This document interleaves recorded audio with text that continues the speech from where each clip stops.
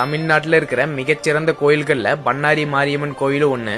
எல்லா கோயில்லையுமே திருநீர் குங்குமம் தான் பிரசாதமா கொடுப்பாங்க. ஆனா இந்த ஒரு கோயில்ல புற்று மண்ணு தான் இங்க பிரசாதமா கொடுக்கறாங்க. இந்த கோவில்ல மிகப்பெரிய விசேஷம் என்னன்னா பங்குனி மாசத்துல நடக்கிற குண்டம் திருவிழா தான். இந்த கோவில்ல 12 மணி நேரம் குண்டம் மிதிக்கிறாங்க. விடிய காலையில இருந்து சாயங்காலம் வரைக்கும் குண்டம் மிதிக்கிறாங்க. அது மட்டும் இல்லாம சின்னவங்கல இருந்து பெரியவங்க வரைக்கும் எல்லாருமே இங்க குண்டம் மிதிக்கிறாங்க. இது மட்டும் இல்லாம ஆடு மாடு போன்ற விலங்குகளும் இங்க குண்டம் மிதிக்குது. இந்த கோவில்ல இருந்து 6 மைல் தூரத்துல பவானி ஆறு மேற்குல இருந்து கிழக்கு ஓடுது.